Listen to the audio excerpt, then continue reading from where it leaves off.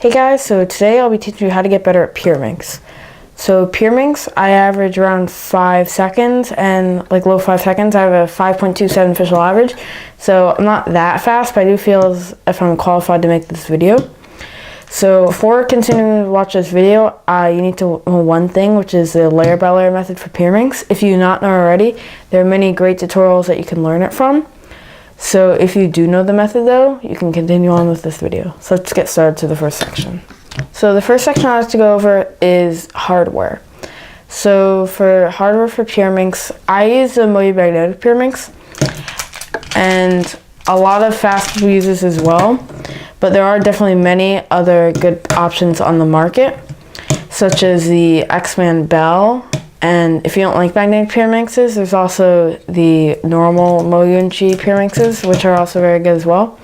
But the two best Pyraminx on the market, in my opinion, and many others' opinions, are the Magnetic and X-Man Bell. I recommend watching reviews of one of those two and getting one of them. There are other Pyraminxes, a bunch of Pyraminxes that can work as well to get fast.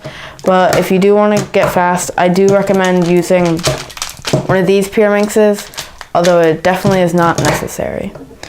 So let's go on to the next category. So the biggest part of layer by layer with Pyraminx is building your first layer. So what you really want to try to start doing is block building. So like an example here, what you could do is just take this piece and move it right here. But as you can see, you have this edge right here connected to these two centers. So to make the layer building step easier, you can just move this down to preserve this. Move this over here and bring this back up. And although it does take a few extra moves, it ultimately saves you some moves in the end, because you already have this edge solved and you just have to solve the other two. So that's some stuff about block building. Depending on how much you've block built, you have to insert some of the edges. So for example, if I scramble this up, and let's see, I have this right here. So I'm just gonna build a quick layer like this, and I did preserve this edge. Now something you want to do is, this isn't a great example because this edge is backwards in here, but if I were to solve this, and what you want to do to solve this is something like this. So take it down and insert like that. What you want to do is try to not rotate. Now for example like this, I probably should rotate and do that. But you can do things such as that to insert the back if you really want to. And another example is if you have something like this, you could rotate, insert like that, or insert like this, but you want to insert it like that, so you can just skip, but it's not the example I'm trying to show. But what we want to do is insert in the back, so we have to rotate like that. So that's also a really big part of building your layer. So I'm just going to show you some more examples here of block building and inserting edges. So for here, you'd of course do yellow, because you have this piece connected to the center right here and this one right there. So if I wasn't trying to preserve any edges at all, I could just do two moves like this, which would preserve that one. But to preserve this, what you can do is bring this down, move this over, bring this up. And I see that this edge actually attached. So you could also preserve those two. So instead of just putting that down and having to insert it, just bring this down and preserve it. And then just your last layer case. Another example is something like this, where you want to preserve these two while getting this piece in.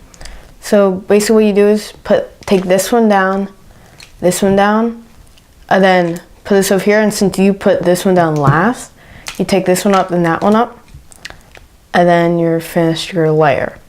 Another example of something like this is putting this down, and then you kind of just put this down, but if you notice that if you just do an extra U prime move, you can connect this to here, so it's saving two moves like that, and just inserting this like that. And also one more tip about block building is, just because there's no edges connected to the center doesn't mean you can't easily block build. For example, for this yellow, you could just put this center down, that center down, and then that center down.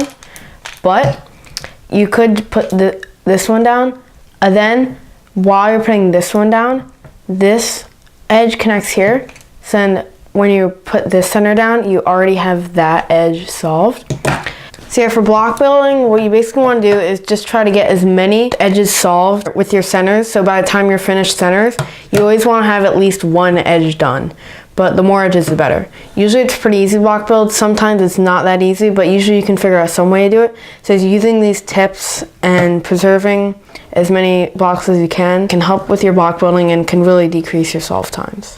And so yeah, let's go to the next category. So another thing I kind of talked about before is efficiently inserting your edges. So most of the time you're not going to be able to block build an entire layer. So you're going to have to insert some of your edges to finish your layer. So for this example, what some people do is probably rotate and then insert this edge like this or like that or something. But a much more efficient way to do it is just insert it back like that. And not only is it less moves, you also don't have to rotate. So you definitely want to be doing stuff like that and trying to minimize rotations.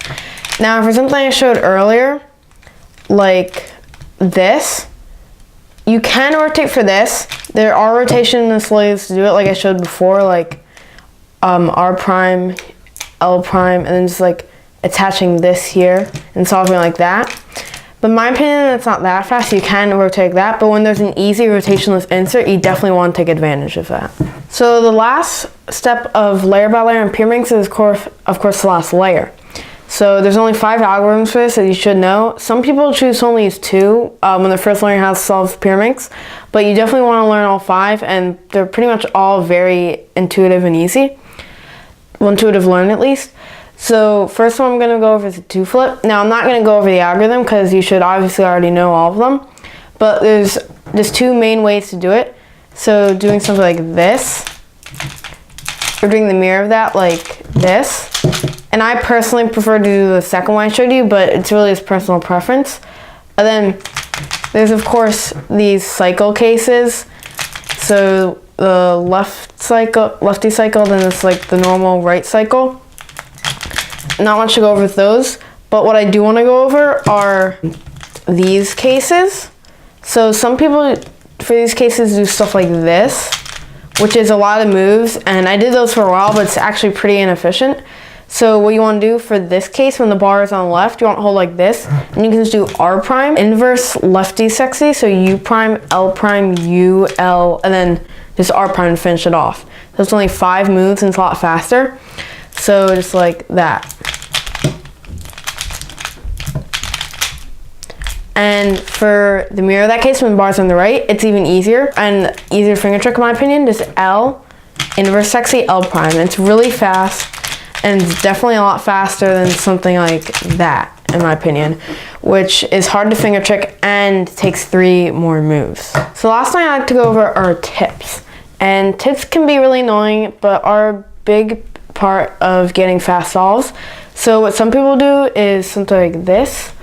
So just solve your layer, and then what I can actually do here, here's a nice tip, you can just rotate and 2-flip, and then they do this, and they have all 4 tips for every one of the tips done left. So they have to do all these tips like that.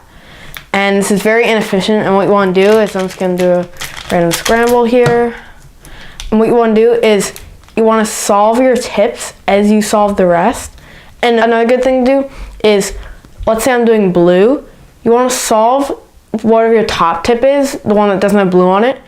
It's sometimes easy to do it, you want to do that in the beginning, so when you're at the end you don't have to do any tips. So you can just do that, and then solve my layer, and as, not just put this down, but solve the tip as I'm solving this piece, like this. So by the end of your solve, you should only have 1 tip, if not none. So this makes it a lot easier to do, and this is very simple to get the hang of, and you just need to get in the practice of solving tips as you solve your centers, and maybe solving your top tip. So you don't have to, when you're doing AUF at the end, if you have AUF, you don't have to do AUF for your tip as well. Okay, just one more thing I like to mention. So with all I taught you in this video, it is definitely possible to get fast with the layer by layer method. It is definitely possible to get sub 5. What you just need to do is practice a lot and just really focus on block building. Block building is equivalent on Pyraminx LBL to F2L on 3x3. You just really want to try being efficient with it and trying to block build in all of your solves and do it as much as you can. So yeah, this is the end of the video, so I'll see you guys later, and yeah, bye.